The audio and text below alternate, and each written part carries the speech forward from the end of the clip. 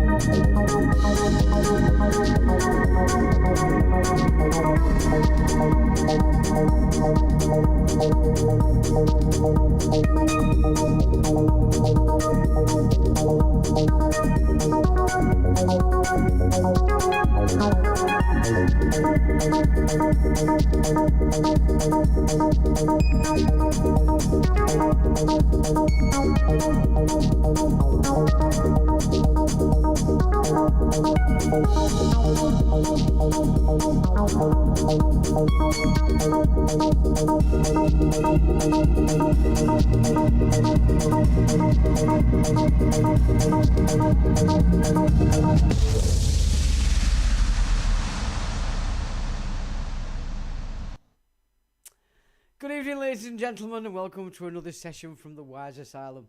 I pressed the wrong button, Doris, so it's come up from last week's date and everything. I'll change that when I've finished, because it gets confusing.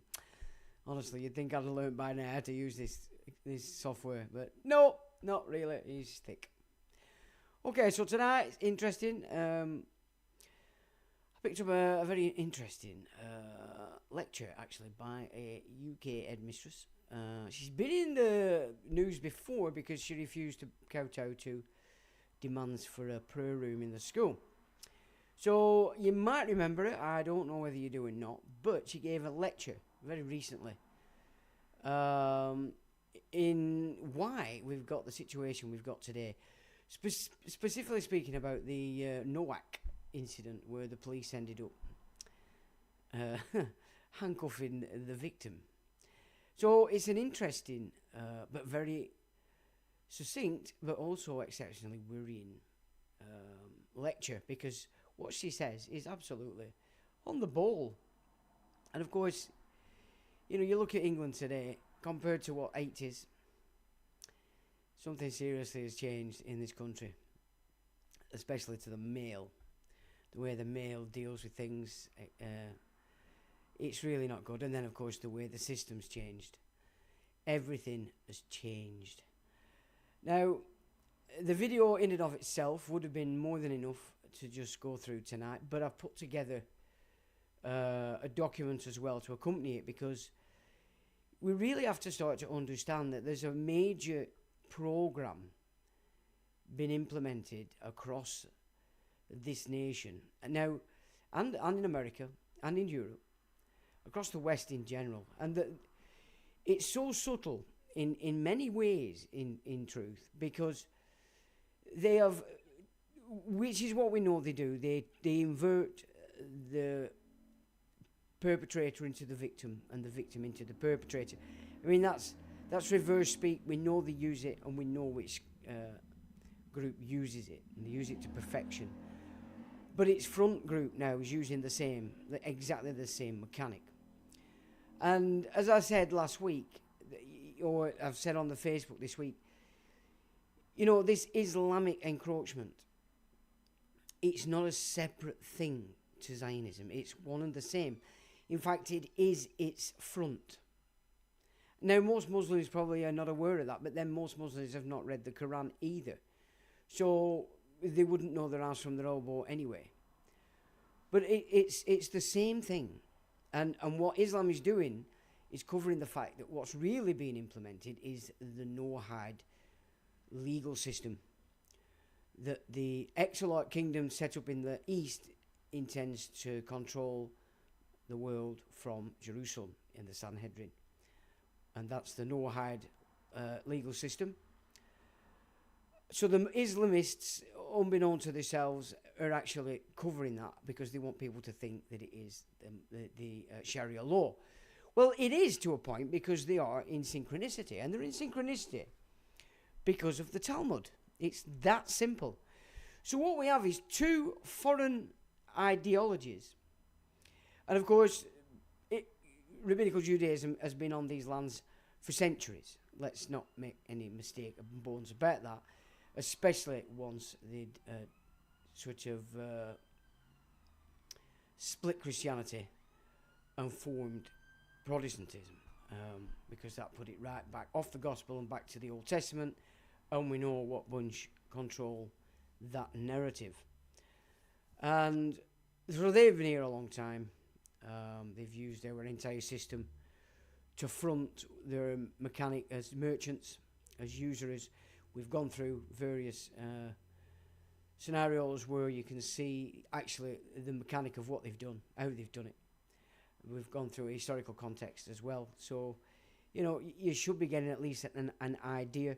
Of course, chronologically, we're not 100% sure that, you know, these resets and such are on the right dot. But what history we can find, we do know that this place got took over basically with the installation of the Tudors and the removal of the Plantagenets.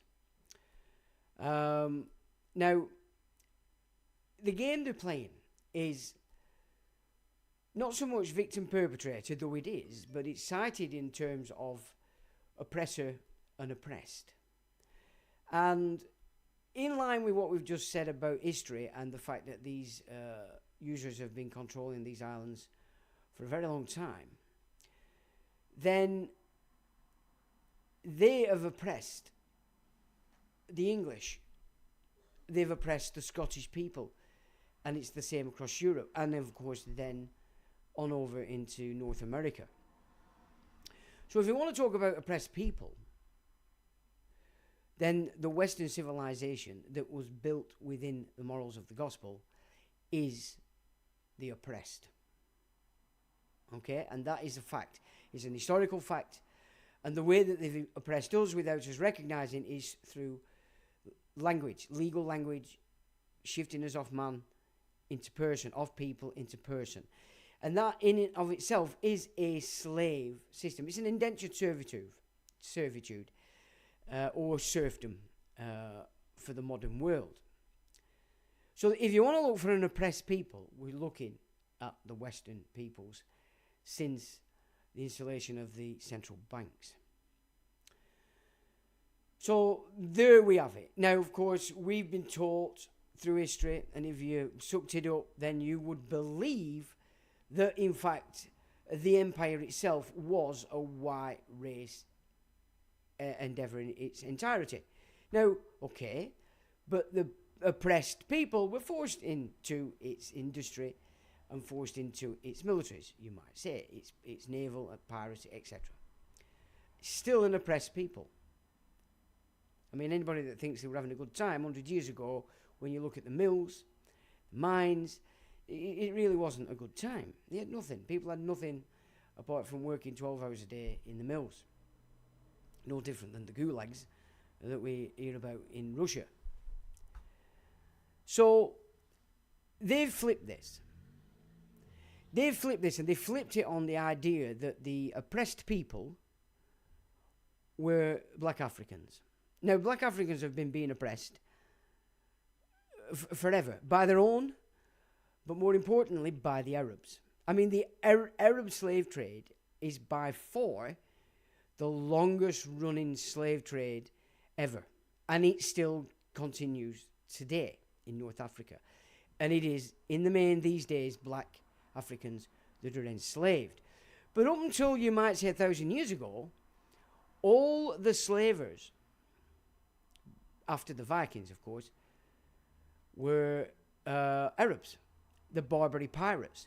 And, you know, there were millions of white slaves taken from the coastlines of Europe and Ireland especially, and one or two from England and Wales, for a very long time.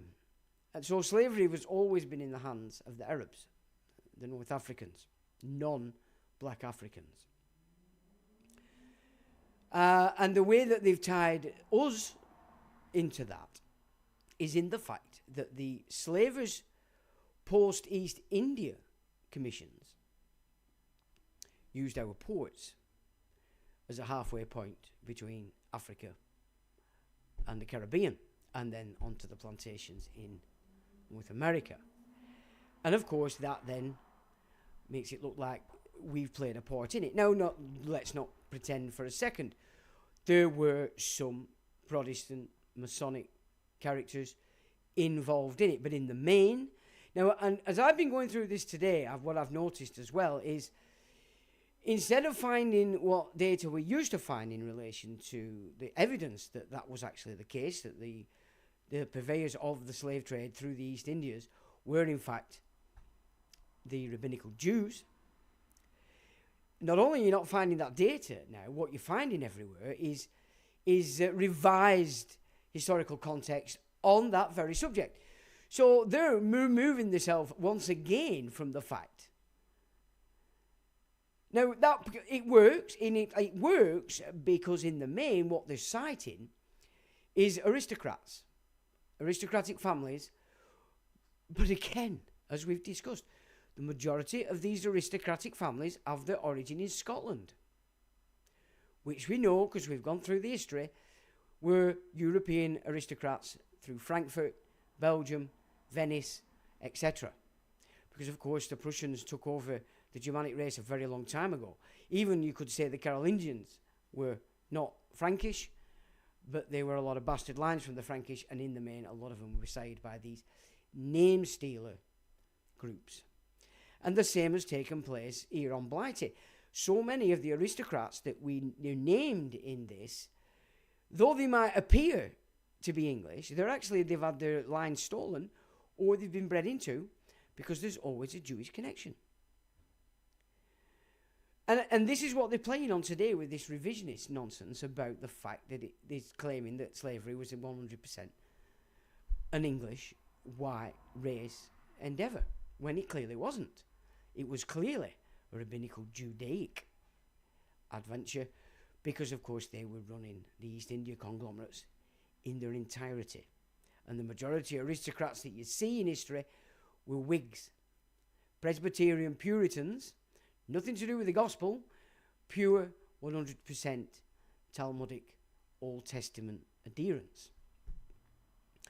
So that's been an interesting today, and it's been rather confusing to pull together what you could pull together in the past. You clearly can't. So I've put together on this document basically what I can, and it does pretty much show you that that is a fact. Now, if you've followed these live streams for a while, you can see and you know that we've gone through the historical context of this, and we know that the majority of landed gentry today are all bastard lines of Charles II, which puts them all as relatives of Maria de Medici. So we have Medici all over our land as the aristocracy today.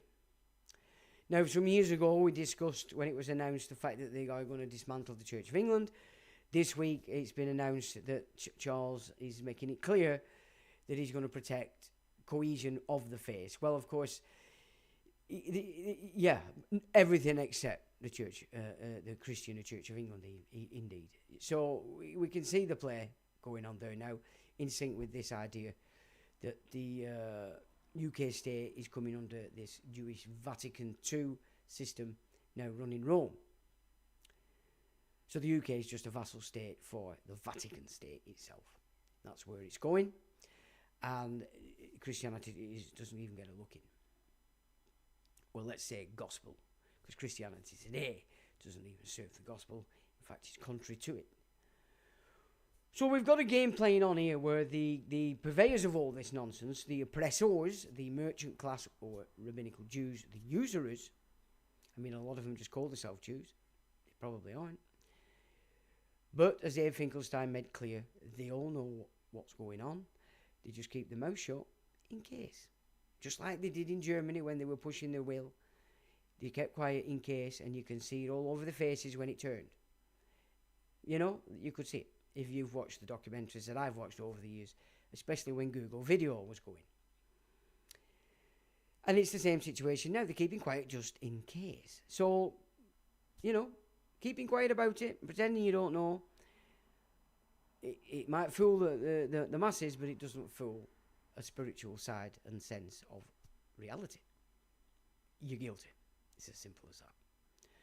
So they're hiding themselves now behind us, the white people in Western civilization, and now to hide themselves again with this new no-hide legal system, they're thrusting upon us their minions that we know together as Islam. Exactly the same legal system because it's based in the Talmud. Now, both of those theologies, both of them encapsulate slavery, allow it, and have quite a bit of data on how it has to be operated. Now, it's been sanitized again. Again, I could see this today. It's just sanitized after sanitized after sanitization. There's a lot of Islamic stuff out there that's accusing everything on the Jews, which is what they do. And at ground level, the Muslims do believe it is the Jews.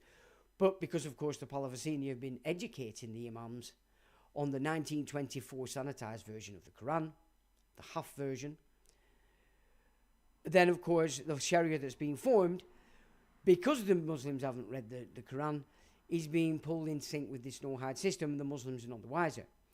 And this is how they've coerced the Muslims through the imams to actually now start to act in accordance with this no-hide system. So we have two groups here that are presenting themselves as the oppressed. And Islam can claim to be oppressed given Iraq, Afghanistan, Libya, and now they're on Iran. Who can deny that? Since 1990, Islam has been under attack by what we could see as Western nations, based on the back of 9/11, but then before that, when they invaded Kuwait. So it has teeth, this idea that they've been attacked, and they have. However, and this is a truth that Muslims don't want to, or they're not mature enough to recognize, and that's this. The only reason this country went to war in Iran and Afghanistan after 9/11 was because you, on a block vote for the free money, voted in Tony Blair and New Labour. You, and you alone, are responsible, because it went against the natives, for all that took place under Tony Blair. That's the programming, that's the wars against your own. You enabled it. You enabled it. So this idea that you're oppressed as a people, as a belief system, you better start reckoning with the fact that you have to take responsibility for your role in it. And I'm speaking specifically of here. You have the block vote. You do what the Moscow bank tells you to do for that free money, because the mosque depends on that free money that it extorts from your community, and then expands its capital by buying up businesses, properties, etc. Okay? Are you mature enough, or are you still going to run away and cry like kids and shout and scream because you've nothing else to come back to? Well, that might be fine in one of the 57 nations out there that are already existing under Sharia law. Why the fuck you don't go to them if that's what you want? I don't know. Well, we do know, because that's not your intent. That's not your real heart. You're operating the Quranic dictate of deception. And I know this because I've read it. I've read your hadiths. You know, you can't tell me what I don't know. I've read it. I know what it says. I know what it doesn't say. So I know when you're blowing smoke up my ass, or at least attempting to do so. And in most cases, it's not because you've read it yourself, because the Imam told you, who's been taught by Palavicini. Venetian banking family. Usurers. So we've two systems claiming to be oppressed by us, the oppressor, so that they can come in and ready to oppress us even further. The king's playing along, the government has been playing along for a long while, and the video that we're going to go through tonight will explain exactly why this is the case. And it's great, because this is what I've been throwing about for 20 years and more, but especially since I got on the internet. You know, I got into the schools right away, because one of the researchers that I partnered with, that were her expertise, the schools. She was a teacher. She'd seen what were going on. Nobody were taking her on. I met her in Bristol. She brought to me what she had, and we got on with it, and we got stuck into that for about 5 years. We caused all the havoc for their agenda as they pulled in these public-private partnerships they call academies. Did anybody care? No. Then you had Brian Gerrits come out with a common purpose. And people just really don't realise how potent that Bolshevik system of programming has been. Not just on the children, but on the teachers, on everybody in the civil service, all these little corporate bodies that are trying to contract with the corporate realm, who's contracted to the civil state systems and servicing you, the public, instead of the civil service itself serving you. It's all interconnected. And the video tonight will show you exactly, in great detail, what and why that is the case. But what she's telling you is that the schools since 1997 have been programming the younger generations to see themselves as the oppressor. They see everybody white as an oppressor, because that's what they've been programmed. So when you saw the police do that against Novak, that's because the police, because they're no longer constables, so their IQ's low, these are just terrified little infantile, retarded people, shit scared more than anything else of being classed as racist. And that's why they did that. These Muslims are capitalising on that, just like the Jews have capitalised on the term anti-Semite since JFK.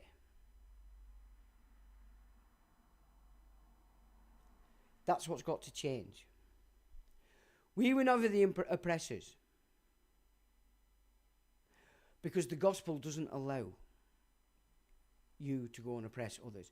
All the oppression that's gone on in the West, against the West, and then expanded across the world, has been because this first group of oppressors got their feet under the table via Scotland, and then everywhere else through the British Empire, which is the city of London. And everybody had to suck on it. We looked at the amount of people that were sent to the Caribbean and to Virginia, 210,000 to the Caribbean, or 110,000 to Virginia. During the Civil War. There's your pirates. Now you know where your pirates came from. Over there in the Caribbean. They were Englishmen. we've gone through this. So this is what needs to be undone. This nonsense idea that we've got right now, that we are somehow to feel guilty, has to end. We are not guilty of anything other than allowing these idiots, these subcultures, retarded people to come in here and lay down the fucking law to us. Because they have an open gate from all the offices, which are now corporate, being run through the city. We're not the oppressors, ladies and gentlemen. We're being oppressed. And if we don't stop this nonsense now, it's going to get a hell of a lot worse. Because both these cultures accept, acknowledge, and are fucking looking forward to enslaving your females.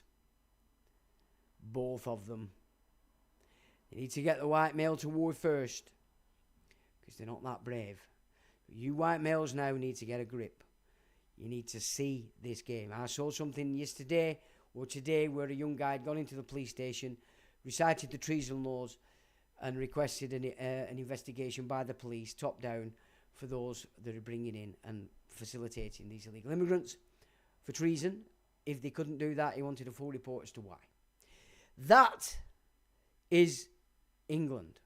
Now, Tony Blair, first thing he did were weaken the treason laws straight away on behalf of the Queen. Romney Stewart put a video up last night, I caught it late, where he's gone through the coronation oath again and then reflected on the fact that she used the term insincere. Not in all sincerity. Interesting. Now, I only saw it last night and it was very late and I've not managed to get back to it today. Very interesting indeed. And I've put a video showing that she tells you she's not giving you justice. This is where the language comes into play. It's so subtle. But what we really need to understand right now is this Islamophobia is nonsense. You're not being racist.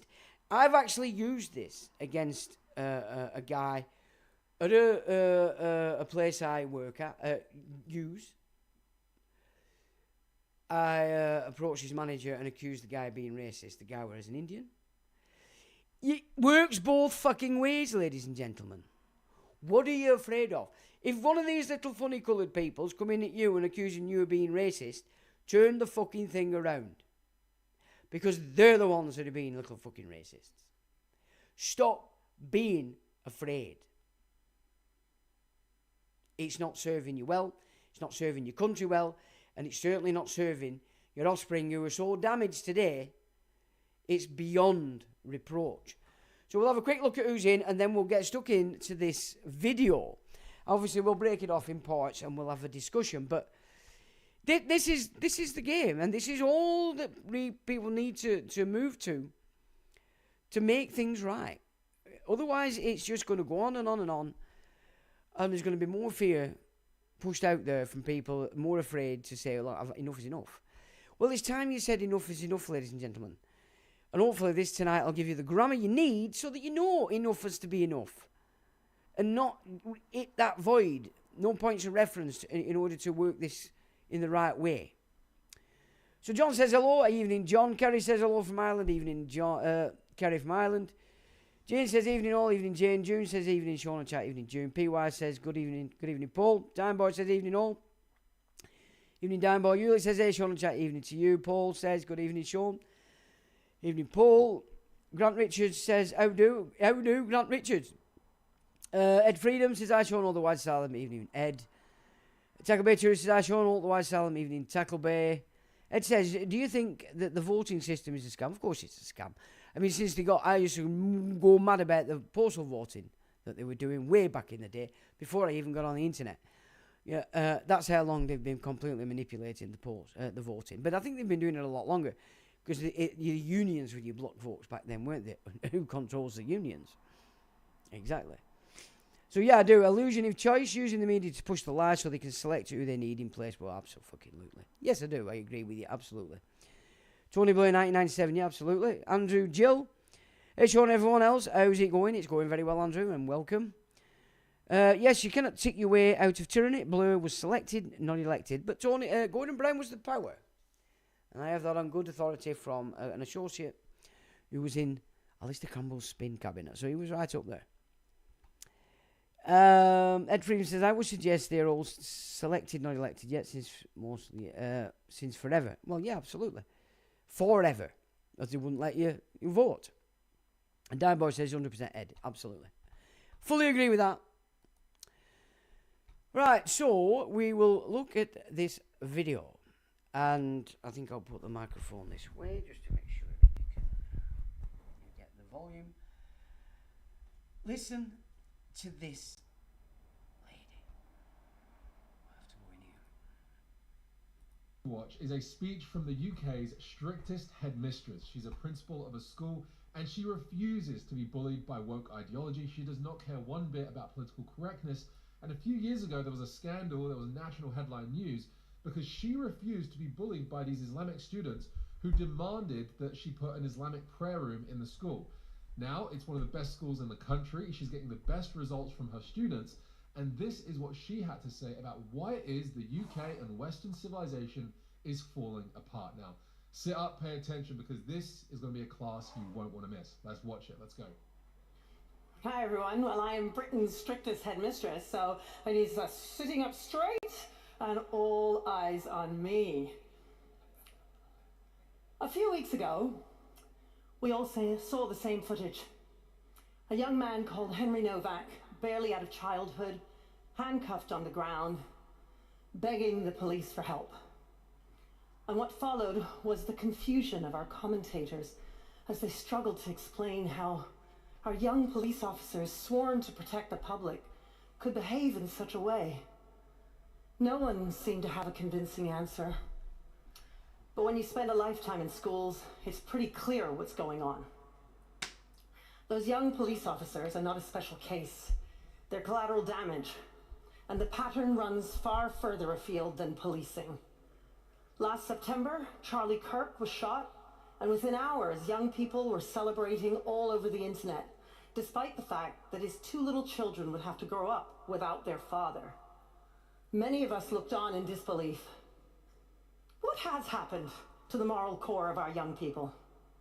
Something has changed profoundly in how our young people see the world. Those police officers were not evil. They were not incompetent. They were terrified. Terrified of being seen as racist. Charlie Kirk held views young people find objectionable, and so his death was cause for celebration. Henry Novak's attacker was a brown man, so the police's deepest instinct to protect the victim was overridden by their most powerful fear, being accused of racism. The police are not special. They're what some of our young people have become, so consumed by white guilt that they will do crazy, irrational, and inhumane things rather than risk being seen as racist. Unless we try to explain this change in our moral core and the moral core of our young people, and why we are witnessing this culture change across many Western countries, we cannot pretend to care about the West. Our profound lack of interest in the moral values surrounding our children has caused our civilizational collapse.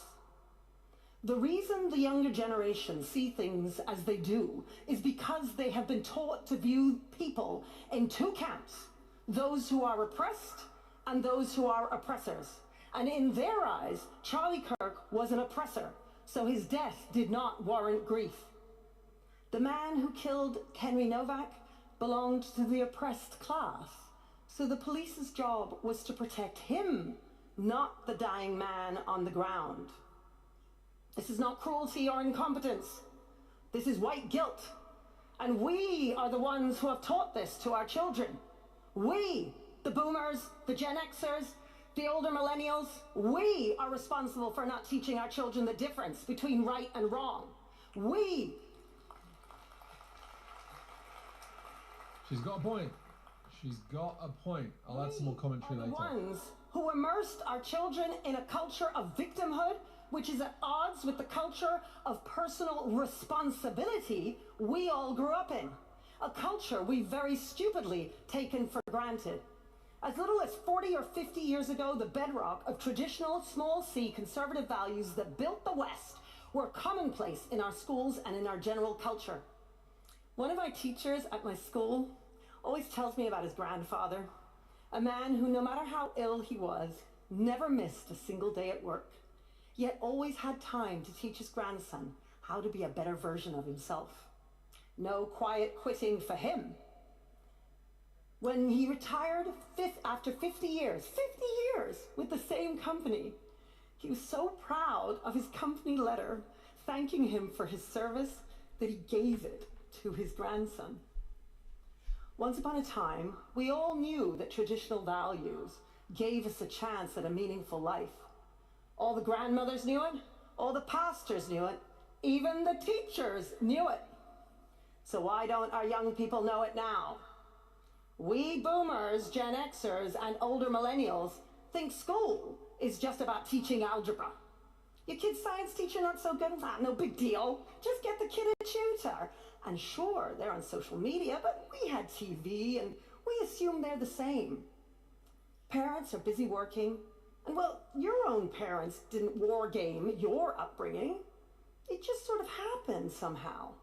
You grew up without too much effort, and you turned out just fine. You know the difference between right and wrong. So why would you war game the upbringing of your own children? Because raising a kid in the 21st century is a different order of magnitude of task. We have taken for granted the values from our elders, and we have missed the fact that we are the elders now.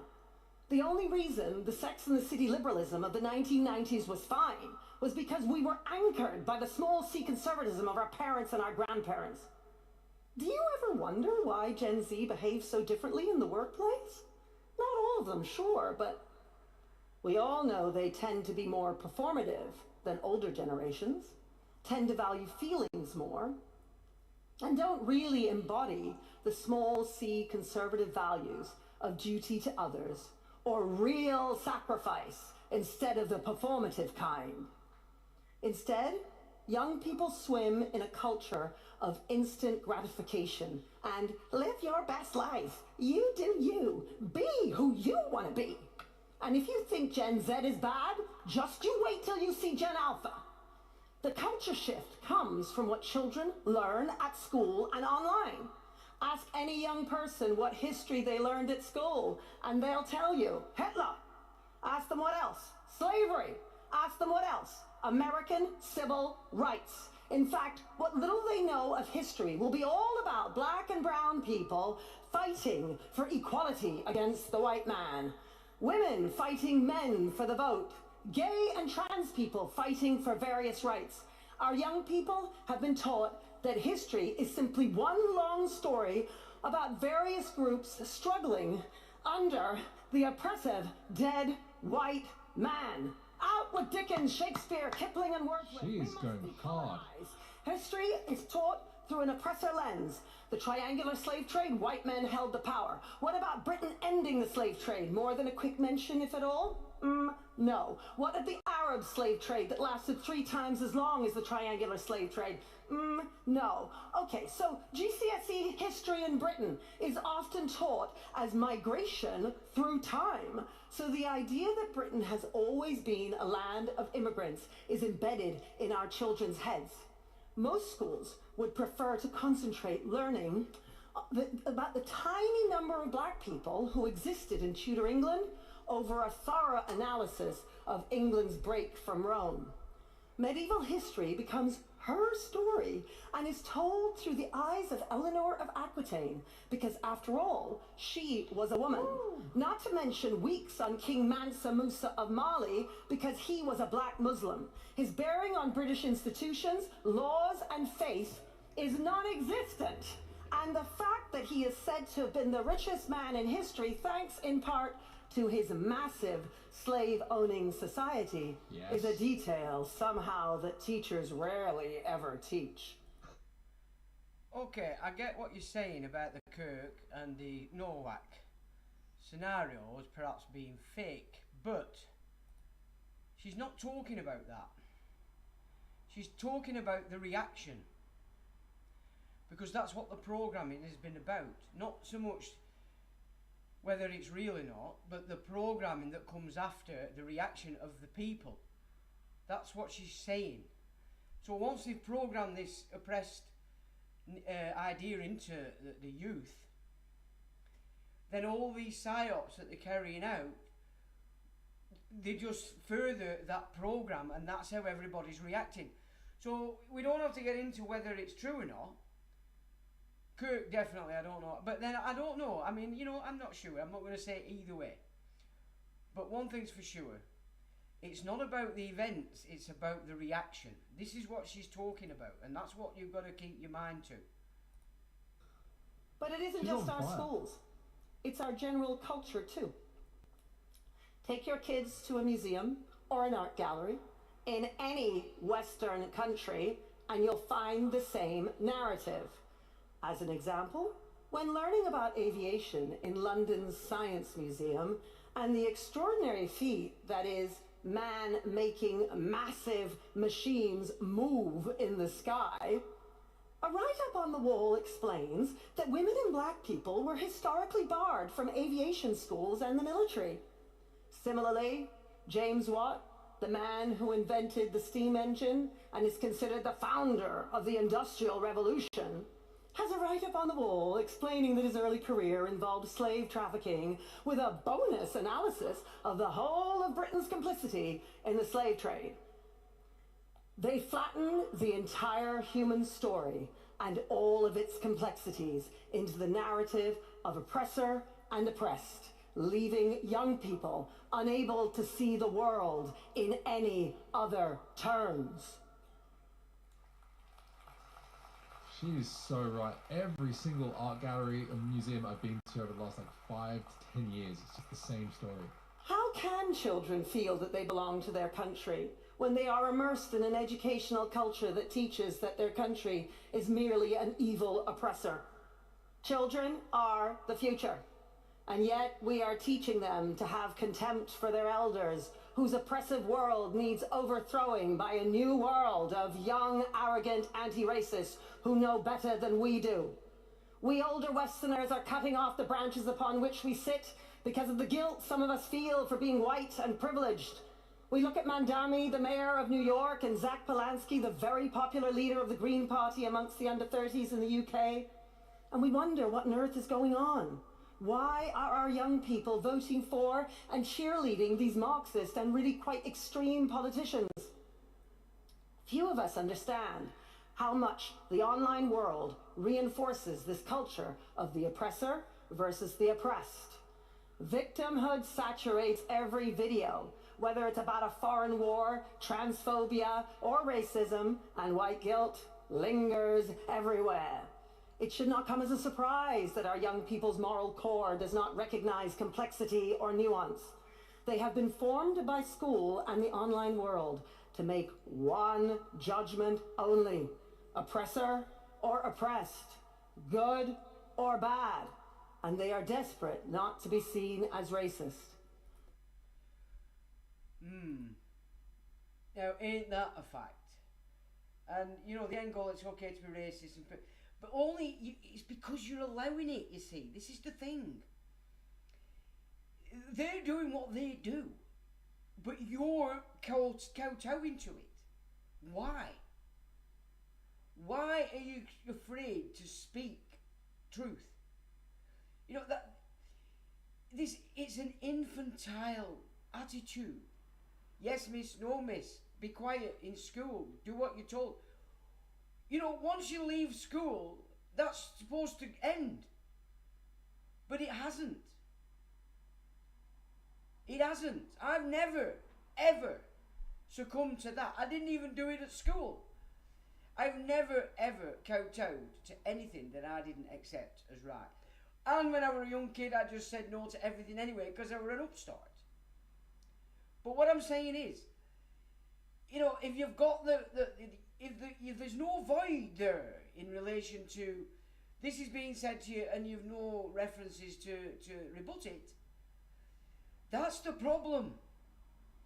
You know, there's something's put before you, go, and before you know it, they've thrown a load more shit at you. and you comply. It's that empty space that's void of any kind of data, because you've not looked for this data yourself. You've gone through school, you've been force-fed shit, you went to university, you were given more shit, you went and got a job, and you were given the shit, and you had to obey. At no point have you ever gone out of your way to educate yourself.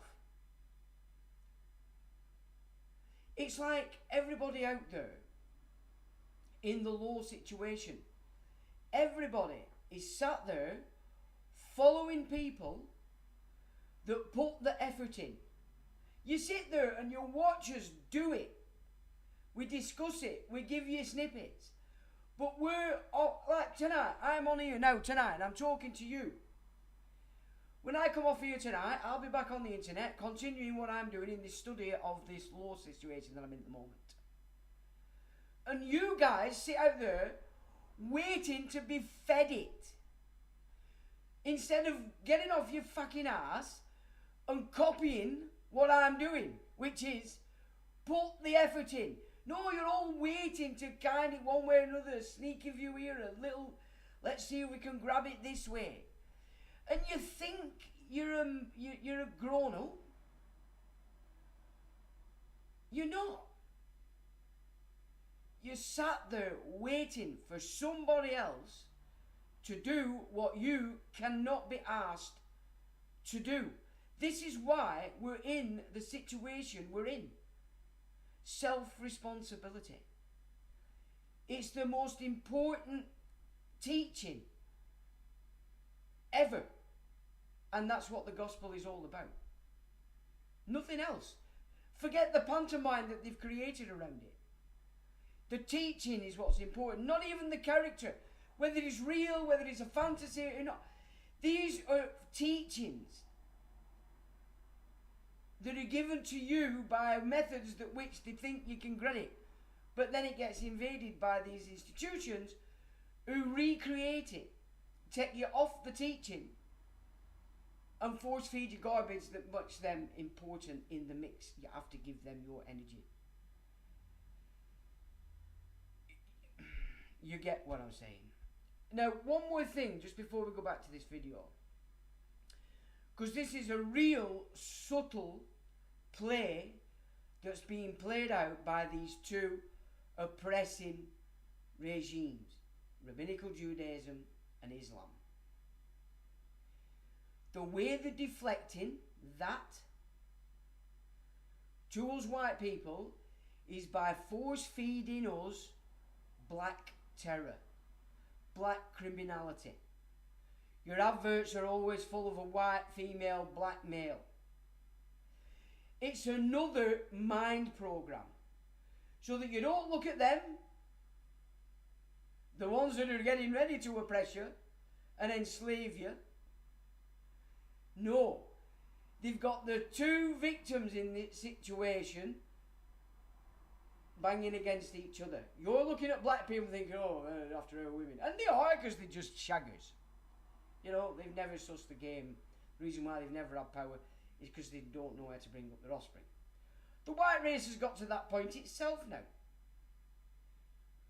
But the subtlety of the programming to keep you away from looking at the two oppressors, Israel, Islam, the only politics on the table. No, the two cultures that have consistently been oppressed and enslaved, especially the black Africans, are being manipulated just to focus to each other. And this is why they're bringing in all these psychotic Africans from back and beyond, who know nothing else, who were pulled into militaries and juntas in Africa when they were little children and have known nothing but murder, rape and torture for the majority of their lives, and then they're sent across Europe. That is such a subtle program that's playing out, and yet you've got these Muslims sat there not getting attacked, sat there waiting in the wings, waiting for Johnny White Guy to start kicking off, backed by this fucking character that calls himself a king, backed by every orifice of government because they contracted to the United Nations, a Rothschild's enterprise. Sat there waiting. Oh, and if you look at him funny, oh, you're racist. Yeah, I'm not fucking racist, pal. I'm dealing with your fucking attitude. I don't fucking like it. What are you going to do about it? Oh, take that away from him, because most people go, oh, I'm sorry. I'm not fucking sorry. If you're coming at me with an attitude, I don't care what colour you are. Do you think I'm going to fucking buckle to that kind of garbage? Kiss my rebel ass. That's all I have to say on the matter. Right, so back to the video. But it's important that we understand that subtlety that's playing out in relation to the Africans who have been enslaved forever by every Tom, Dick and Harry, and still are today in North Africa, and the white races that have been enslaved since the East Indians got on and shifted us from serfs under feudalism into serfs under the legal system. Clever, clever stuff, ladies and gentlemen. See this most starkly with our young police officers. Well, I'm here to tell you, that's on us. We don't care about childhood. And then we wonder why our children have imbibed the wrong values. At my school, Michaela, developing traditional moral character and defending our inherited tradition is at the center of what we do. Now, being a teacher, I've got some homework for you. I want you to live your lives by the small c conservative values that were instinctive to our grandparents. Be brave and put away your lifestyles of anything goes. Saving the West ain't easy, you know. And then you need to narrate those traditional values openly with your children, your grandchildren, your nephews, your nieces, as if we're going to war. We need...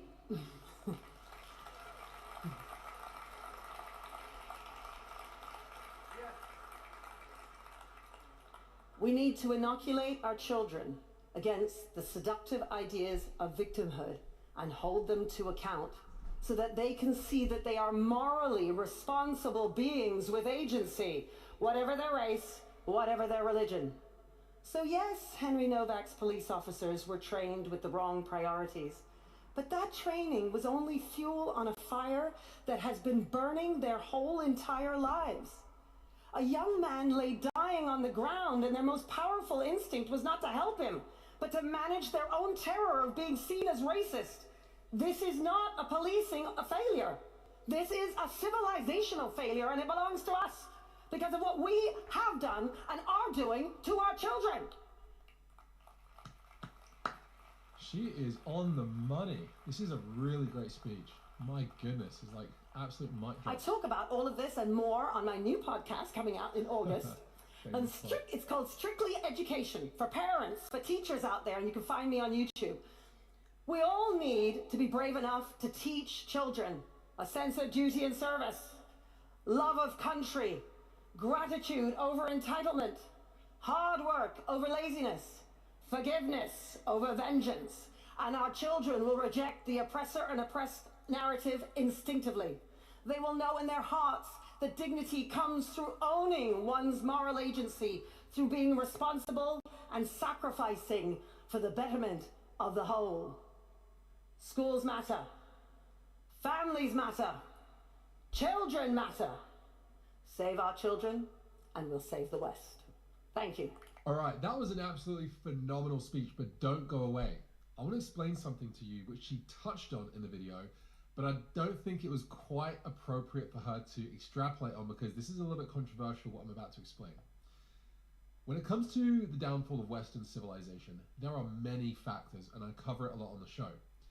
But recently, we've really been addressing the problem of mass migration in the West, and that has come along with a massive amount of Islam and Islamism and Sharia law, as well as this alliance with the far lefties, like the Marxists and the communists. Now, deeply seated in those groups is an inferiority complex that they themselves are often in denial of. When it comes to communism and the Marxists, they've run that experiment, and at each time it ends in absolute genocide and famine and starvation and tyrannical dictatorships and gulags And it's the worst system ever if it wasn't also for Islam, which is basically probably even far, far worse, especially the 1400-year history of this. And again, each time it destroys society, output goes down, freedom goes down, intellectual capabilities drop down, freedom, a whole host of factors mean that Islamic countries are just terrible to live in. And yet, the Islamic doctrines say that the Muslims are Allah's favored nations, and they have the solution to all the world's problems with Sharia law. Now, what happens is, instead of admitting defeat after they look at the West and they see how much better the West is, they decide to actually just try and destroy the West. And that's been a way for them to try and get the upper hand. Well, we may be at the bottom, but if we destroy you, then we'll be at the top by proxy. As a result of this, you've had the Marxists infiltrate Western institutions with something called the Long March, which is gradually, over the course of a generation or two, subvert the minds of young people in the West. I may have to do a whole video talking about this. But also the Muslims, the Islam arriving in Europe is doing the same thing. It's destroying the country. Now, once upon a time, Westerners understood the superiority of their civilization. So you could say you have an inferiority complex and a superiority complex. Now that has sometimes gone along with some pretty terrible things. But we have to recognize that the West just is a better place to live on almost every factor. It's not perfect, but as far as world systems go, most people would rather live in the West, which is why millions of people are pouring in from the developing world into the West for that very reason. Now, once upon a time, the West knew that it was superior, and it was going around the world, and it was trying to share the knowledge and the culture and the education and language and science and tons of things along with the West. But all of a sudden, as a result of the subversion tactics by the Marxists, who went through the institutions and been raising the next generations to not believe in themselves, you had all of the critical faculties that were able to point out, yes, voodoo, child sacrifice in Africa is a terrible thing, and burning widows in India is a terrible thing, and cannibalism in Australia and New Zealand are terrible things by the Aboriginals, and what the Muslims are doing with beheadings and stonings, these are terrible things. Instead of being able to say that, we started to absorb this moral relativist framework which the Marxists introduced, which then turned all of our critical faculties on the West itself, because it was almost too racist. It would be immoral to point out the problems of these other people groups and societies. And so this has meant that for decades now, white people have only been learning about the problems of white history, right? Slavery or the Nazis and things like that. They don't learn that there are thousands of other Hitlers from other groups, right? Like the long list of Islamic caliphate rulers are all Hitlers amongst themselves that massacred the Jews and the Christians, and the Middle East and Africa, all around the world are many, many, many different Hitlers. We just don't know their names because we don't get taught about them. And the same is true with the slave trade. We're not learning about how every country in the world participated in slavery. Sometimes way, way worse forms of slavery, really worse forms of slavery, but we just don't learn about it. And so I wanted to explain this to you because no one is pointing this out. The kind of inferiority complex and the subversion tactics and the asymmetric warfare and all this kind of stuff, as well as the way the Marxists, as well as the Islamophobic kind of terminology is being used to attack the West's ability to see what's in front of them. So anyway, I thought that was important to talk about. This is a phenomenal speech. Please share this video on with someone you know, whether they're in school, higher education, or if they're a teacher, because this goes from kindergarten all the way up to higher education and universities. This was a really important video to address the reasons why the West is dying. Right, so I don't think anybody's going to argue that. Now, I didn't listen to him in speaking after that, actually, so that's the first time I've actually... So I thought I'd let it run just to see what he's talking about. But this is the problem. The problem is not so much that these idiots are doing what they're doing. That's just all they know. It's that we're allowing it. We're sat back, we're doing nothing about it, and we're kowtowing to fear. It's not going to accomplish anything. In fact, it's going to be counterproductive, and it's going to allow these systems to take over and do what it is they want to do, especially if they can conscript the white males. It really is a terrible scenario that we're looking at here. And of course, you know, we're at 2026 now. We're halfway through 2026, for goodness sake. You know, we're 5.5 years on from the book script. Their end game for this period is 2030. That's 4.5 years. What are they intending to do in this 4.5 years? And by all accounts, none of us are doing a bloody thing about it. It's gonna go on. Now, just before, let me just set this up so you can see it, because it's obviously I wanted to give you maximum video ability to see it, so I'll just have to. This is something I found today, which I thought was quite interesting, and then when I was starting to pick it out, it was extremely interesting, and of course I ended up going into peerage. The kind of research I used to do way back in the day, I ended up starting to do today, and it took me. I had to stop because obviously I started to put this together today, and I would have just never been ready. But like I said earlier, they're getting away with it because when we're looking at these plantation owners, we're looking at somebody called Reverend Charles Douglas Beckford, the Reverend Edward Dawkins. Now, of course, you hear the Rev, well, we think Church of England, do we not? But the Church of England was set up entirely based on the Old Testament. And thus, what Henry VIII actually did is create a front for all these cryptos to hide behind and claim to be something they're not, and put us all in the frame. And when you start to look into these people, as I did today, there it is. Even one of them's tied to Jacob Frank. They're all cryptos. They're all rabbinical Jews. They're not Christians at all. Reverend Edward, another one here, Reverend Edward Henry Dawkins, Edward Lascelles, all rabbinical Jews, all of them. The Beckford family. Again, this family. You know, you're studying it up. The whole period, everything's presented as, oh, this is an English guy. This is an Englishman. They're not. These are the name stealers. They've married into. And so that's a document that some of this data today that we're going to look at is actually based in. So I just thought obviously I'll put this up after, but we need to get onto this, which is the document I put together today. Where are we? I'll put my ugly face back on. And it's who brought the slaves to America. Well, you know, not that long ago, when you went on the internet, you got a clear picture of who it all were. You know, 96% was the call for everything being in the hands of this initial oppressive group that came onto these islands and then spread themselves across the world through the British Empire.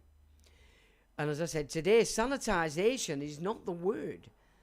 The revisionist history that's going on in relation to unpicking that is everywhere. AI's on it, everything's on it. So it's no wonder the kids, if they're using AI and they're just using Google, it's all being reinforced by this revisionist stuff that's been going on in the last 20 years. So there's your basic idea of how it went. But of course, they didn't just go from Africa straight to the Caribbean. They went a lot of the times from Africa to the Bristol, Southampton and Liverpool, especially Liverpool. Liverpool was a major, and even Bristol, but mainly Liverpool was the mainstay for these slave traders. And so of course we naturally get tied in there. And a lot of the names that you find in like Crosby, even Ewood, all these names that people take for granted, they're all tied in to these slave trader families. It's quite terrible. And that's on a Catholic city, which was, you know, they're so clever how they play this, you know, but they can only do that, of course, because of the Jesuits playing all this. Right, so, I mean, this isn't a massive gig, but just to support the fact that we are actually the oppressed, and have been since, 1066, but definitely so since the Tudors got on the throne. You know, it's been terrible. We've just done nothing but oppression in this country. But it says, why is this paper important for the Western mind? Today, the perpetrator has been inverted to be seen as the victim. This is a known method of doing war by deception. And both the Mossad, that's their motto, and it's also the method by which Islam does war. The younger generations in Western civilization have been programmed to see their own race as the oppressor and the controllers and immigrants as the oppressed.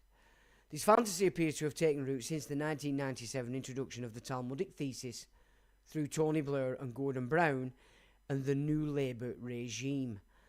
Today, some 29 years past, those early programmed are employed in the domestic and civil systems. The die has been cast and they suffer the delusion to the detriment of the native peoples as a whole. The West was built on the gospel. There is no slavery in that doctrine. And yet here we are, presented as the oppressor through the last 4 centuries. The reality: the two programs moving in across the West, namely Rabbinical Judaism and Islam, do indeed and have built their doctrine within their doctrine, do indeed have built within their doctrine slavery as a fact of the creed. Okay, and it does. It does. The tables have been turned. The gates for the oppressors to enter the gates fully protected by a lie. And it's been going on for some time. And because of the programming of the younger generations, there is no bolt on the gate that we can use. We are in an upside-down world and based on a false belief that the West is the oppressor and the oppressor is the victim. It is time to awaken from this deception. Now, just an insight without getting on the fringe of stuff, I picked up to a Jewish insight into slavery without getting on the fringe stuff, just to show you that it is indeed in their culture, always has been. And today they're trying to play it off as, yes, but it's all about protecting them. No, they circumcise them. You're a slave, you get circumcised. You're forced to convert in essence. Same with Islam. Now, Jewish slavery in late antiquity. The seizure of a debtor's children in lieu of payment is mentioned in a rabbinic king parable transmitted in the Midrash, Sephir and Deuteronomy. Okay, this is seizing a debtor's children, by the way. A householder is said to have borrowed a large amount of wheat from a king. When he sent for payment, he did not pay him anything. The king entered his house and seized his sons and daughters and put them on the auction block. Sold them. Rabbis also allowed fathers to sell their daughters into slavery. According to Mishnah Sota 3:8, a man sells his daughter, but a woman does not sell her daughter. Poor families may have wanted to get rid of daughters because they contributed less to the family's income or because they could not afford to give them a dowry.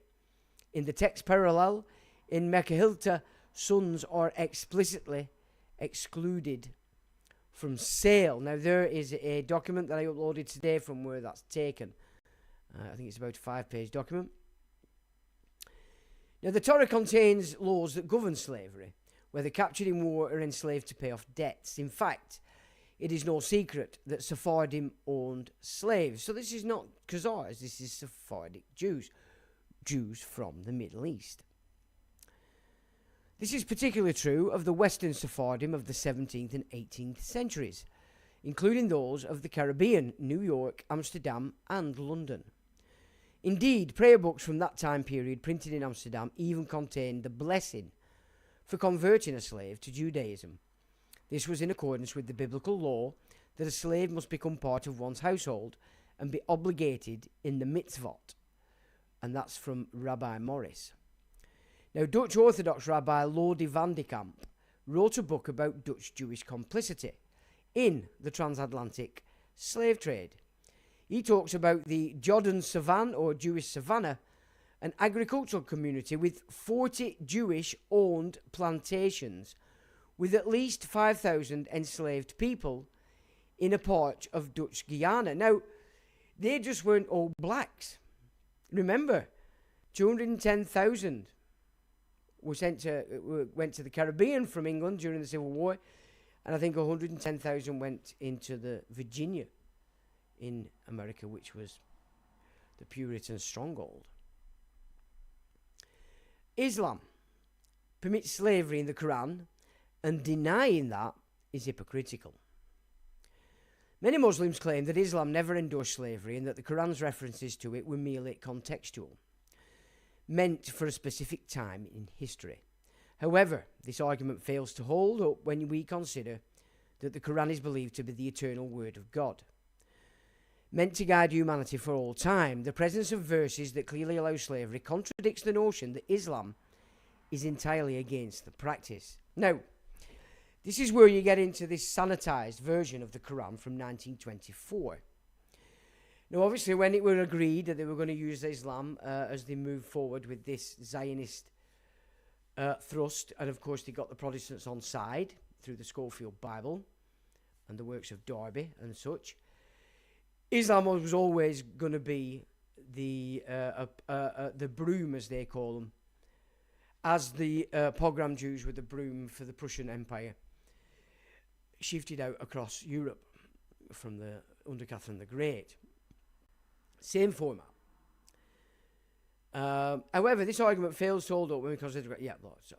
Now, the presence of verses that clearly show slavery contradicts the notion that Islam is entirely against the practice. It's not against it at all. It's part of the war doctrine. This is the war doctrine. They get in a nation, and when they've got numbers, they pretend that they're all your best friend. Then when they've got the numbers, then they start to push the weight around. They start to gain power and capital because the mosques are just banks that extort the communities. Then they start to push for conversion. If you don't want to convert, then you have to pay them jizya, or a tax. If you refuse to pay the jizya, then they do war against you and enslave all you women and children. Now, they either chop off the arms of the males or they just behead them.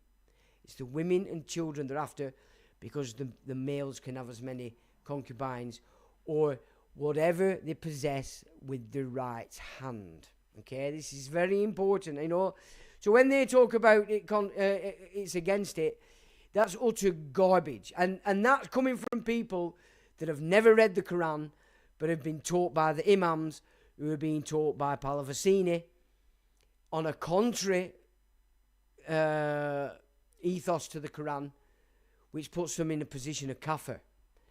And that's on them. It's not on you, it's not on it, it's on them. And the Quran's very clear about that. Now, for example, in Surah An-Nisa 424, the Quran permits sexual relations with female captives, stating, "And also prohibited to you are all married women, except those your right hand possesses." Now, that's an interesting piece, because Muhammad had an obsession in stealing people's wives. He even killed the husband of a wife he wanted. So Muhammad didn't follow that surah himself.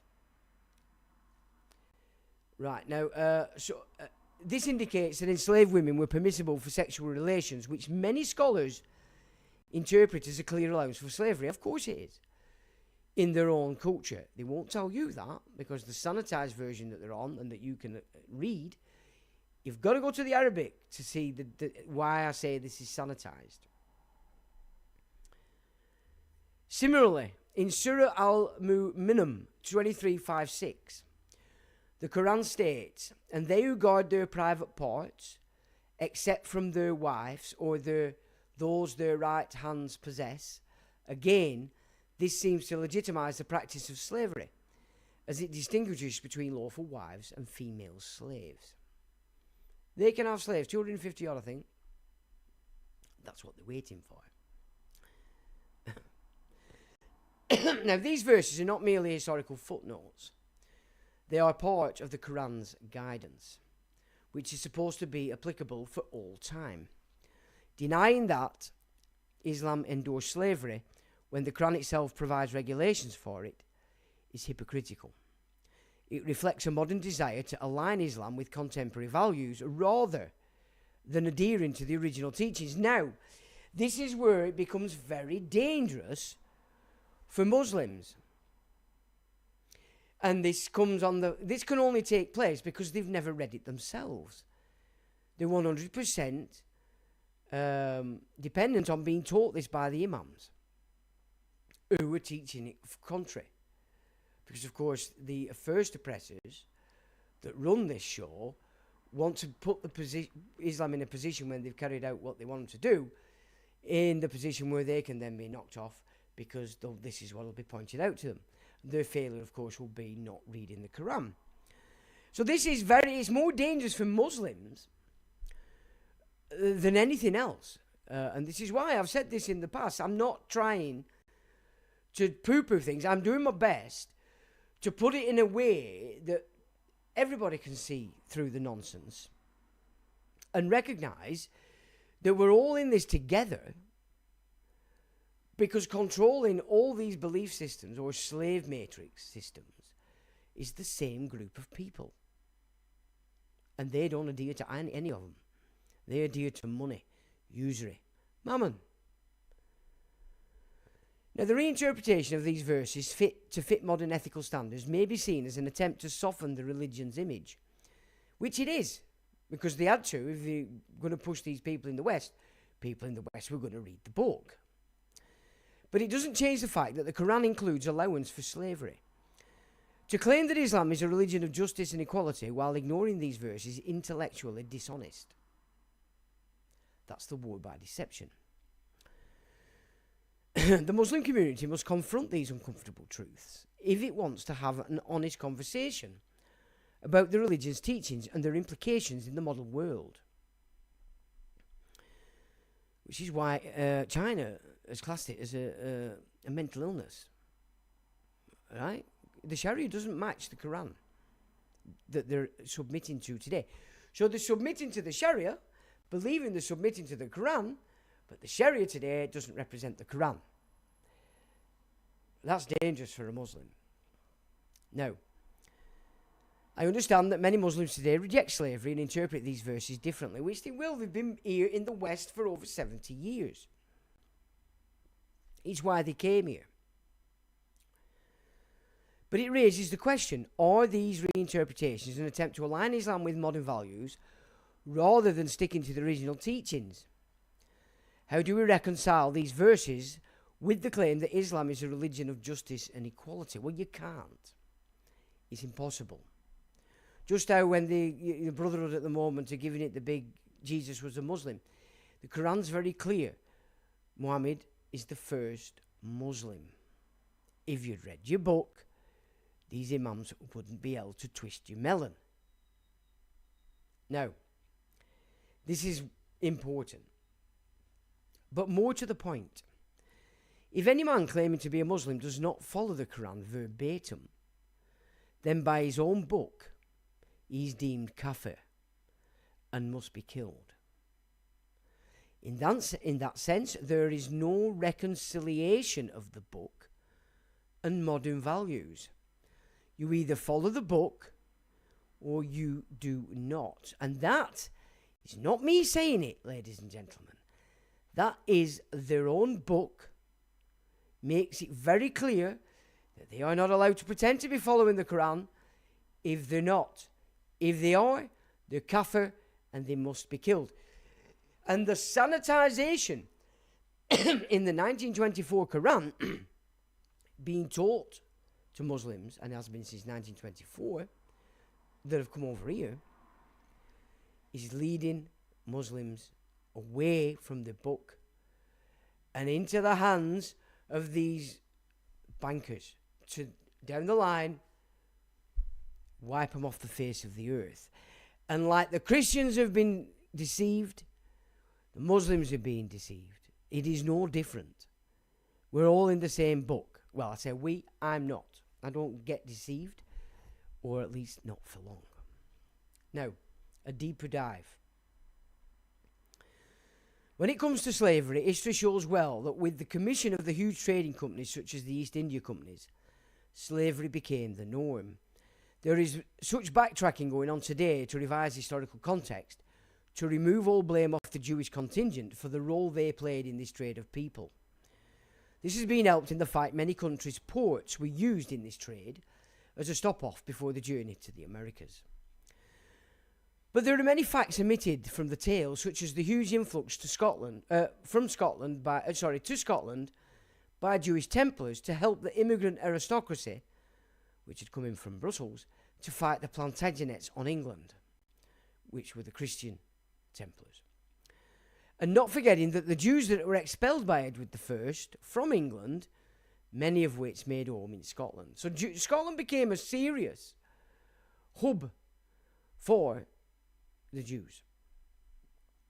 And this is in the time of Edward I.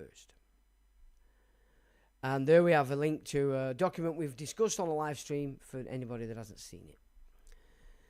You have to digest the political games playing out from Scotland against England, especially in the removal of the Plantagenet line and the installation of the Tudors, from which a Presbyterian or Puritan ethos, so we're right back to Old Testament, would be formed on England for the crypto-Christians to hide within. So all these Presbyterians, while claiming to be Christian, were in fact full-blown rabbinical Jews. And in the changes that were made on England, gave them a perfect hidey hole to subdue the Christians. And did that not just work a treat? Yes, it did. The Church of England, while separate from Rome, did allow the actions born of imperial aims to sanction what was previously forbidden. In such manner as today, Switzerland, being a neutral country, attracts those who wish to accumulate wealth by methods not ordained by natural and moral codes. So in a sense, when they created the Church of England, it became no longer subject to the canons of Rome. It became a sort of neutral, hey, we can get away with a little bit more kind of idea, just like Switzerland is. It's neutral, and so everybody goes there. Is Switzerland evil for being neutral? No.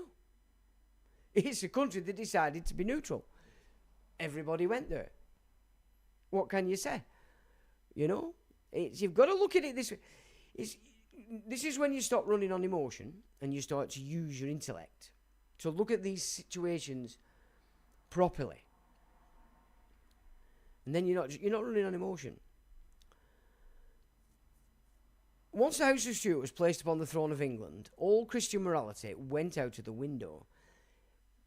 King James Bible. Burning of witches. Witches, they were not witches doing black magic. This was the system that operated under the monasteries. Most of the monasteries were healing centres. And we looked at the map, did we not that long ago, just how many monasteries there were. It really hits home when you see the image of just how many there were across the country. Scotland right down to Cornwall. They were healing centres more than they were churches. Centres of commerce, holders of the common land so that everybody could use it. They were the ones that stood between the landed gentry as these Whigs came over and the common land. The only thing that stopped the Whigs taking the common land was these monasteries, the monastic system. But more importantly, they were healing centres. And this is where your wise women came into play. These monasteries were full of wise women, fully in tune with nature, healing people with natural remedies. Stuarts got on the throne. First thing they had to do, because obviously they got rid of the monastic system, but they had all these healers still running around in villages and healing people. What did he do? He wrote a book and called them witches, and how they had to be burnt. So let's not kid ourselves that the House of Stuart was anything other than a sick, evil, invading force, right in tune with the Talmud. Not of the earth, didn't want to placate the earth, didn't want anything to do with the earth, because it was building a commercial world. Then the King James Bible. There you get all your uppercase, your dog Latin, your nonsense talk. The Lord changes from capital L-O-R-D to uppercase L-O-R-D. All the way through it, everything changed in the King James Bible to put it right in sync with this dog Latin, the language of the dead. And then 1666. Civil War first, get rid of the old school.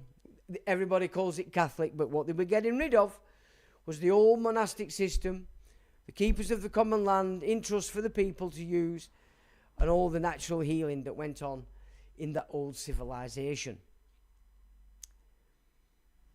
This is how we have to start remembering. We have to remember our root, because in removing that connection, this creates that void that I was talking about before, where people, they've no points of reference when things happen. Like the bug scrape happened, everybody were like, all they had were void NHS, void television. What's television saying? And everybody danced because idiots on the telly, Childcare Westminster, stood up and said, do this, do that, dance, dance, dance, clap your hands, bang the pans. And you did. They changed the language completely, hands, face, space, bubbles, you name it, you followed it. Because when that came, the void was only NHS, Childcare Westminster, their authority, we must do what we're told. Police are out there, we're scared. You know what I'm saying? And these are the points that people have to reckon with. And I'm not accusing everybody of being to that, but you know your own capacity yourself. I'm just acting as a mirror. It's up to you to determine how much of that you took on board, how much of that you're expressing, and where you need to attack it and come back to sensibility.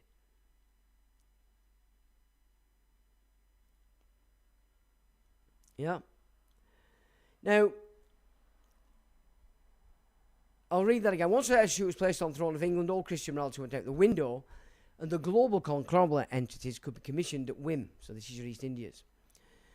It is at least at the feet of such entities that the slave trade will become a major part of merchant class commerce at the cost to what was acknowledged as right action.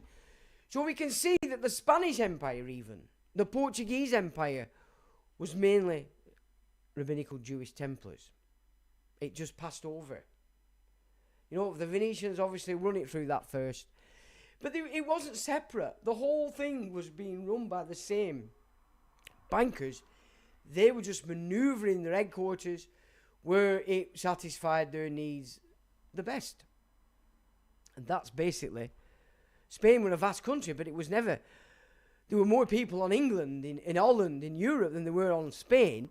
So naturally, for the militaries that they needed, the naval and their industrial foundation, they needed to be further up north in Europe. And that's why they shifted it.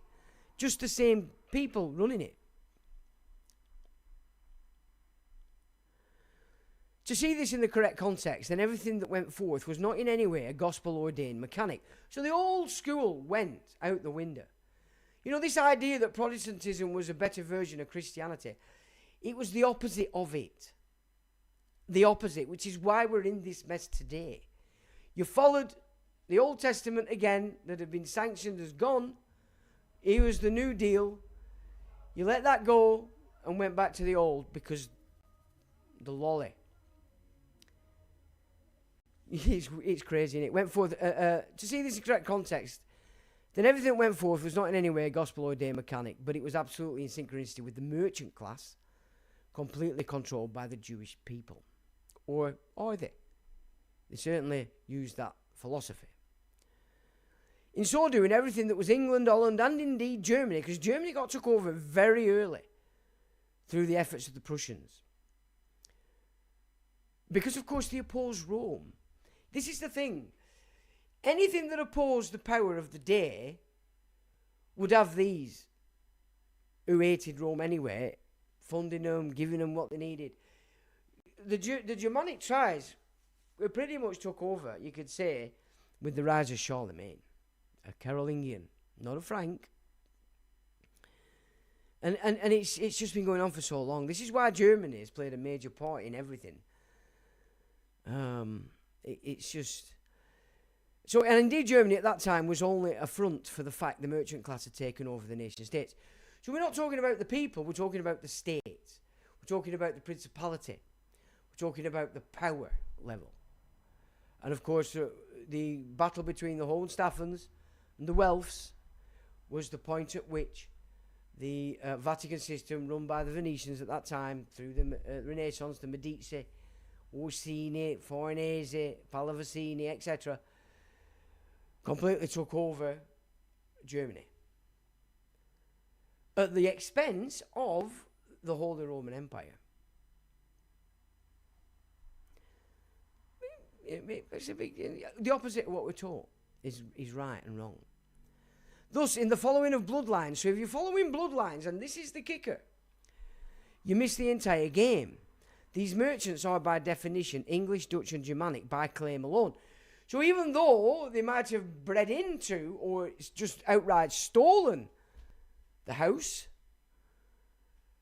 history portrays them as a continuum of the original. So then you get tied up and you don't see where these Jewesses come in and start breeding. It's so clever how they've done this. And if we follow academia, what academia gives us and says this is where you'll find out what you need to find, you get lost in their spin. Now, the consequence of this subtle deception has been the yoking of nations to the merchant class system of usury. And there again is the link to the piece we did on the live stream on the usury system and how that's basically took over nation states to the point the United Nations is its insolvency administrator. This paper must be read in conjunction with the video in the following link. So that's the video that we've just watched. If people are just coming to the paper itself. Now here we've got some data. These are slaver ships. So one called the Abigail, it was owned by Aaron Lopez, Moses Levy and Jacob Franks. The Crown was owned by Isaac Levy and Nathan Simpson. Nassau was owned by Moses Levy. Four Sisters was Moses Levi. Anna and Eliza was owned by Justus Bosch and John Abrams. Prudent Betty was owned by Henry Kruger and Jacob Phoenix. Hester was Mordecai and David Gomez. The Elizabeth was owned by Mordecai and David Gomez. Antigua, Nathan Marston and Abraham Lyle. The Betsy was owned by William de Wolfe. Polly was owned by William de Wolfe. White Horse was owned by Jan de Svets, or Sweets. Expedition was owned by John and David Roosevelt, Jerry Jacob. The Charlotte was owned by Moses and Sam Levy and Jacob Franks. And the Caracoa was Moses and Sam Levy. And that's from the sources are Elizabeth Donner, 4 volumes, document illustrative of the history of the slave trade to America, Washington, D.C., 1930 to 1935. Carnegie Institute of Technology at Pittsburgh, Pennsylvania. Courtesy of New Trend Kingsville, MD, USA. That's just an insight. Then we have all these ships. Now,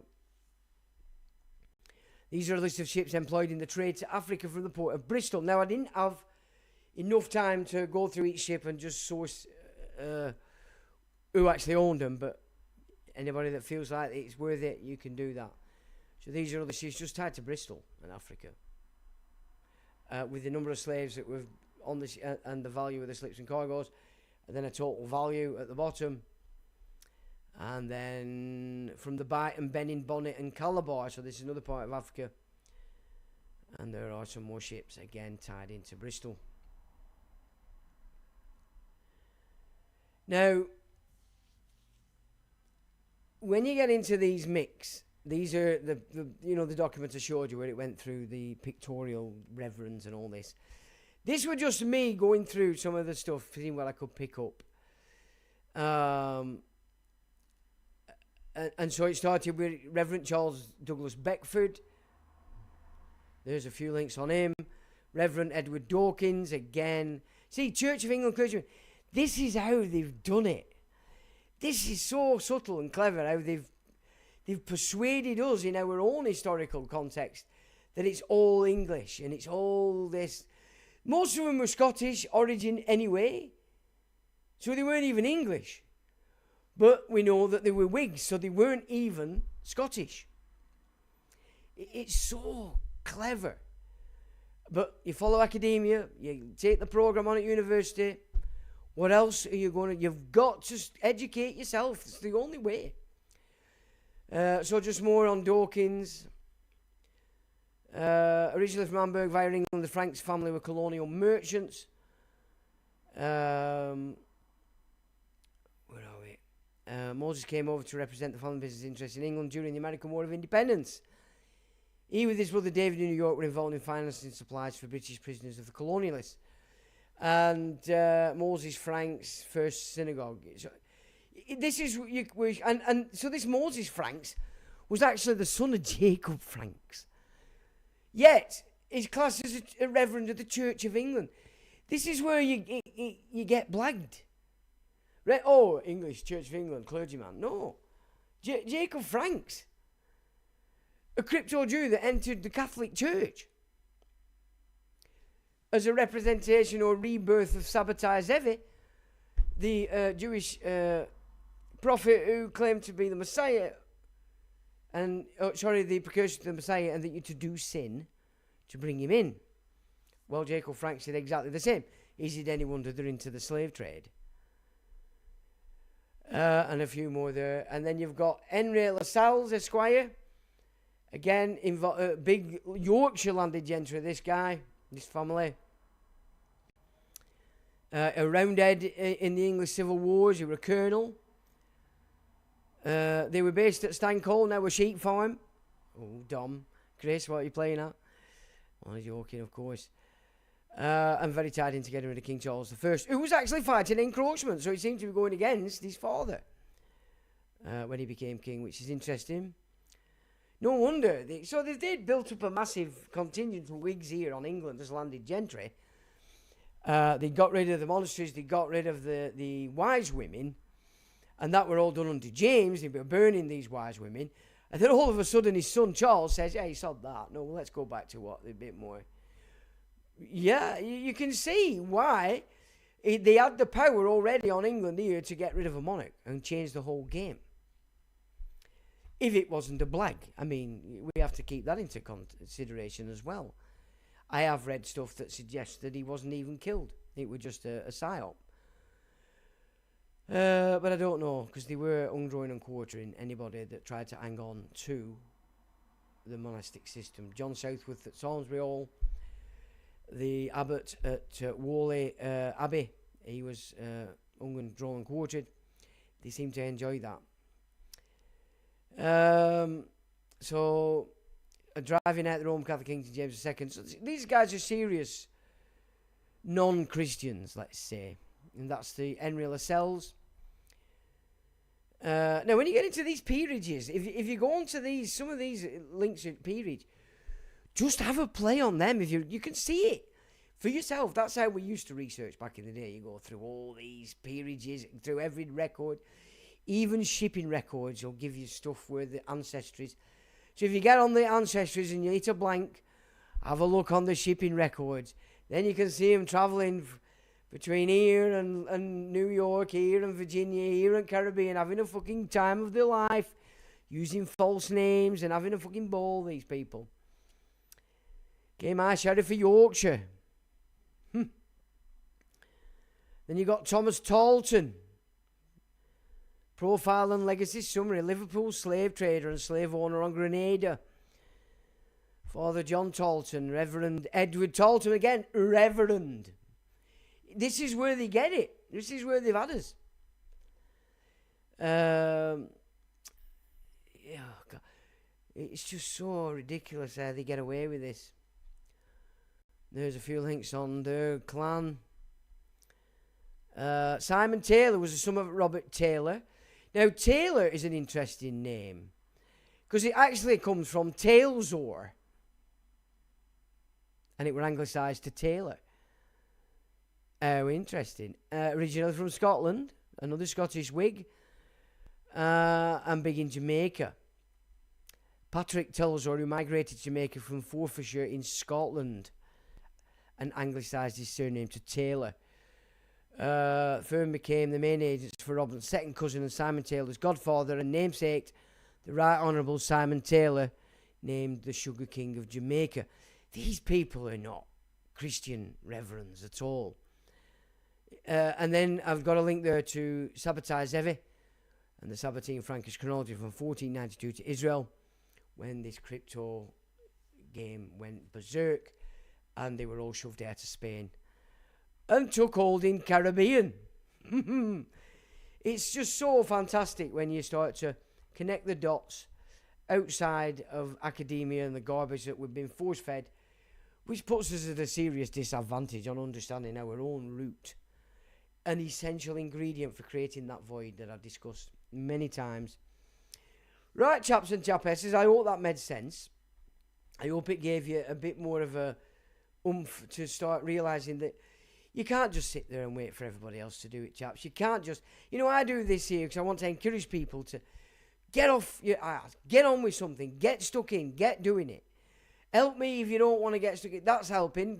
But, this for me is becoming a less of a thing. Because my game's shifting into something else completely. Now, we've had some very generous donations this week. One at 200 and one at 100. 70 of which is for the forum. And we're now at a figure of £420 for the forum.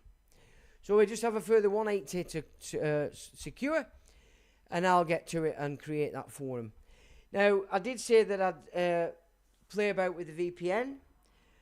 I have gone with Proton VPN. I've paid £153 for 2 years. And I've got it on one computer, the one that I'm online on all the time. Now, what I've learned is when you come off your computer, before you come put it away, you have to turn your VPN off. That way it's not holding, even in any record there, what you've done. It's gone. Now, when you pay the £153, you decide which country you want it to go to. Now, of course, there's a lot more to it. I think there's 10 emails you can set up and all this stuff, but I haven't got into it that much.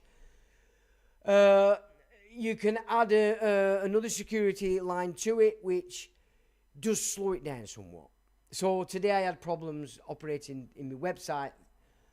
I had to turn the VPN off, and then I was back to fine. But it works, and now to what degree it's going to actually have an effect, I don't know. I heard today that Apple have actually given up and into the government, and they're now no longer going to allow people to protect their iPhones from double security on an iPhone.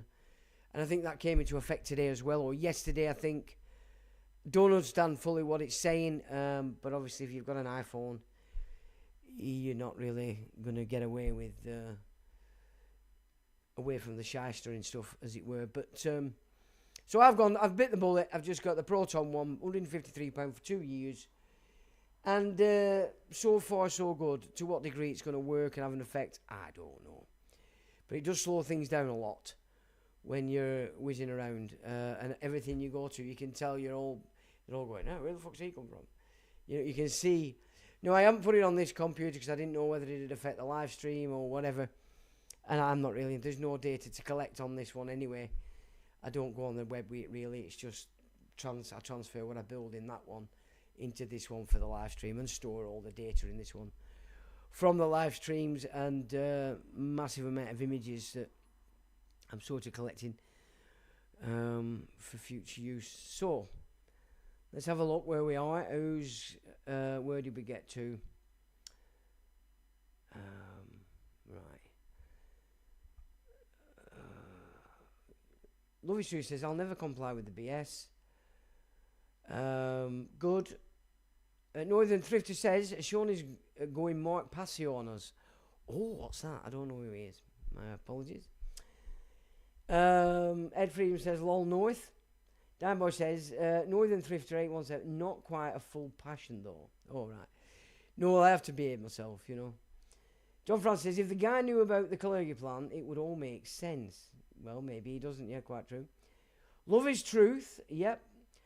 Woman who owner of property accused of being witchcraft and murdered, land stolen by accusers. Yeah, the Pendle witches here. When you get into the nitty gritty of it, the magistrate wanted the land.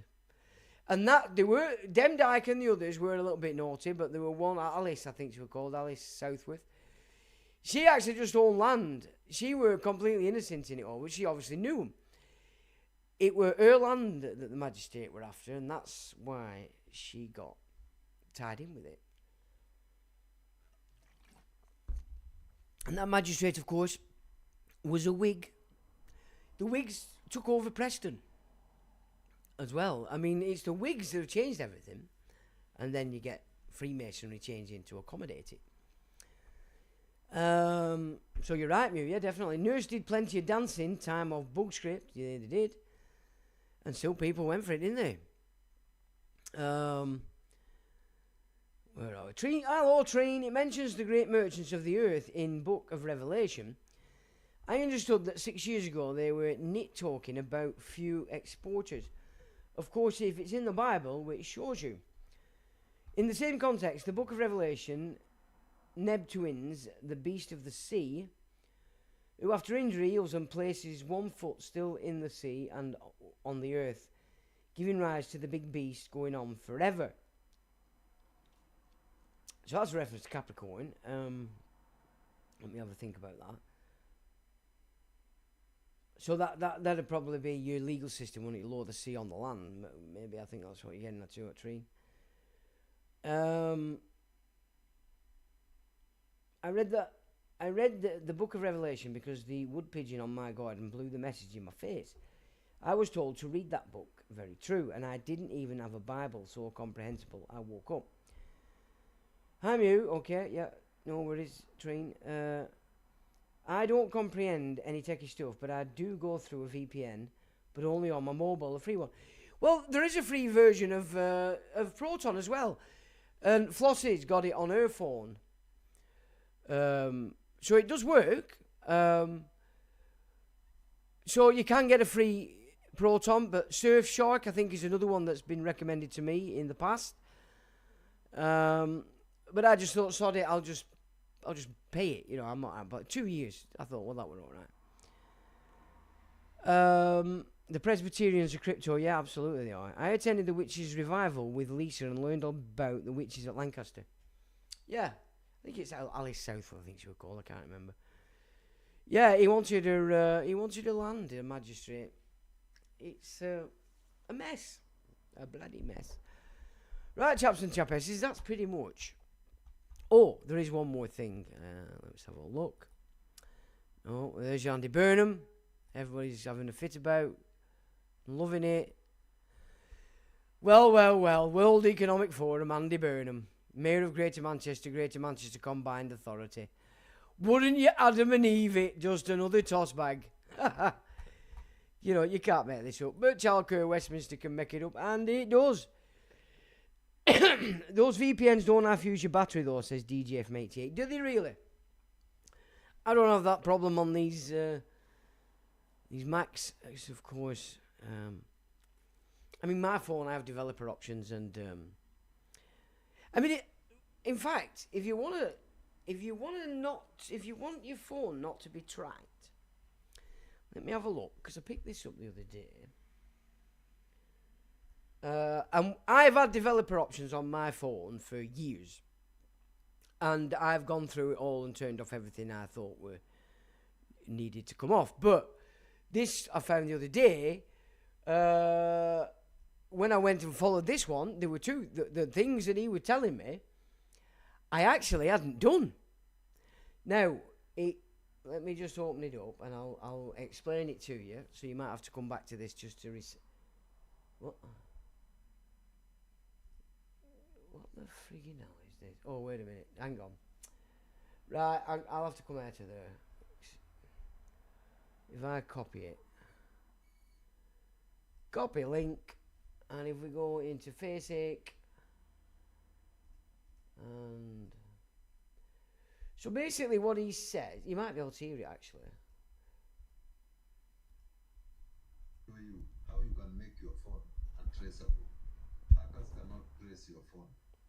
Now, make sure you share this video, like and follow the page for more people to learn. Your phone settings, then scroll down until so advanced settings. You see about phone.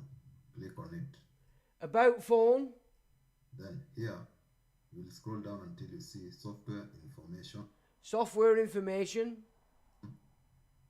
Then here, where it's written build number, So it says build number. The build number, you tap it 7 times. Now, I've done this before. This is how you get developer options active, okay? So, build number, tap it 7 times, developer operational. this one, build number, we'll click on it 7 times. 1, 2, 3, 4, 5, 6, 7. Then you'll put your pin. You put your pin in. Click OK. See, developer mode has been enabled. Then you'll go back again. Then scroll down, you will see developer options there downside. So then you go to developer options. Click on it. Now here, Click on it. Scroll down until you see system tracing. So you scroll down in developer options until you get to system tracing. Okay, it's quite a long way down. This one. You'll see this one, system tracing. Click on it. Click on that. Now, if yours is on, switch it off. So if it's on, it says record trace, switch that off. Now I'd done that, I'd switched that off, but there's more. Then you'll scroll down until you see trace debuggable. Scroll it down and it says trace debuggable applications. Right? Knock that off. Application. Also this one, switch it off. Then you scroll down again. What?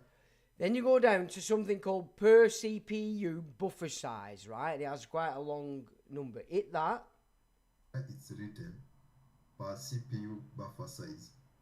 Then you'll click on it. Now when you click on that, you've got 1, 2, 3, 4 options for different figures. You want the top one. At the moment, everybody's is set on the second one, which is 16384 kilobytes. You want the top one, which is 8192, so that's the lowest. So you hit that one. Change it to the first one. Now with that, nobody can trace you. And when you've done that, nobody can trace your phone. Now, high-end, of course, probably can. So to what degree that works, I don't know. But I had to do those 3 things, and I thought I'd pretty much satisfied my developer options situation many moons ago, but obviously not. So that's an interesting one. In fact, I'll put it up on my Facebook when I've come off here, and you can go to that if you want to look at it that way. Good night, everyone. Says Mew. Good night, Mew. Yeah, Burnham is also a Fabian, I believe. Oh, of course he is. You follow this fella, Facebook.com, share 1CW. Okay, well, look at that. Serto is 35 a year. It also does intruder detection, okay? And scans the phone and checks for email breaches. And yeah, it eats battery. Okay, so VPNs eat battery. Fair dues. Right, chaps and chest pieces, thank you for joining me. And even though it's a bit cooler, it's still blooming warm. I'll be glad to have a fag. So, thanks for joining, mods. Thanks for modding. And as always, I shall say, till the next time.